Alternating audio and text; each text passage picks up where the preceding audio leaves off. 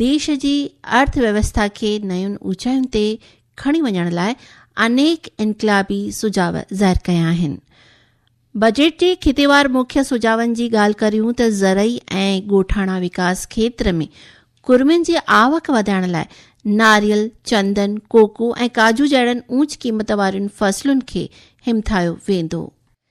माली वज़ीरियाणीअ सुझाव ॾिनो आहे त ईंदड़ 5 सालनि में भारत खे बायोफार्मा उत्पादननि जो आलमी मर्कज़ बणिजण लाइ 10,000 करोड़ रुपयनि जे ख़र्च सां बायोफार्मा शक्ति योजना शुरू कबी।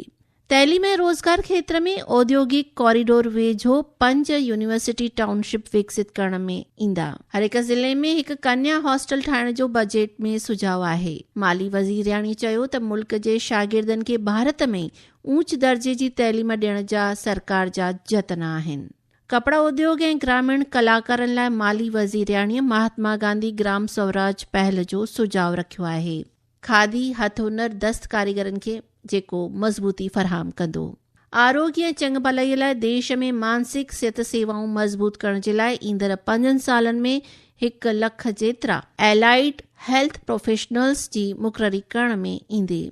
To promote India as a hub for medical tourism services, I propose to launch a scheme to support states in establishing 5 regional medical hubs in partnership with the private sector. These hubs will serve as integrated healthcare complexes that combine medical, educational and research facilities. These hubs will provide diverse opportunities, job opportunities for health professionals. Ayurvedic सेवाउनि लाइ देश में 3 नयूं अखिल भारतीय आयुर्वेद संस्थाऊं बर्पा करण जो सुझाव आहे। Exporting quality Ayurveda products helps farmers who grow the herbs and youth who process the products.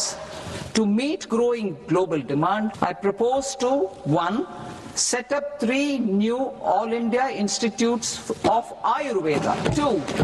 Upgrade Ayush pharmacies and drug testing labs for higher standards of certification ecosystem. 3. Upgrade the WHO Global Traditional Medicine Center in Jamnagar to bolster evidence-based research, training and awareness for traditional medicine. उद्योग ऐं MSME खिते जे नंढनि उद्योगनि खे हिमथाइण जे लाइ 10,000 करोड़ रुपयनि जे SME growth fund जो सुझाव रखियो वियो आहे। सहकारी खेत्र लाइ खीर, तेली बीज, फल या भाॼियुनि जी रसद ॾींदड़ प्राथमिक सहकारी मंडलियुनि खे मुयसर ढल मुक्ति हाणे हिननि जे मेंबरनि द्वारा उत्पादित पशु आहार ऐं कपह जे बीज जी रसद ताईं वधाई वेंदी। राष्ट्रीय सहकारी संघ द्वारा कंपनियुनि में कयल सीड़प ते हासिल डिविडेंड आवक लाइ मेंबर सहकारी संस्थाउनि खे वधीक विरछण में ईंदड़ लाभ जे हिसे लाइ 3 सालनि जी मुक्ति ॾियण में ईंदी।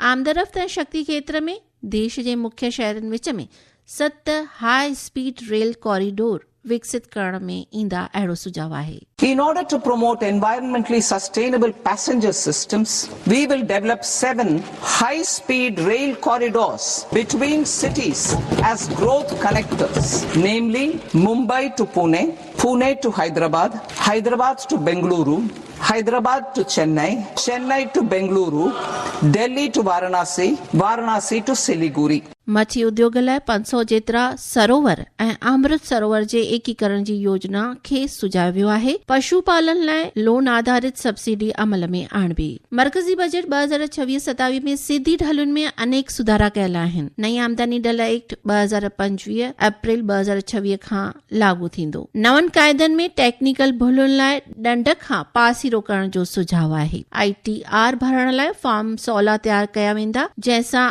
आम ढल अदायगी कंदड़ पिण सवलाईअ सां रिटर्न फाइल भरे सघनि था। In July 2024, I announced a comprehensive review of the Income Tax Act 1961.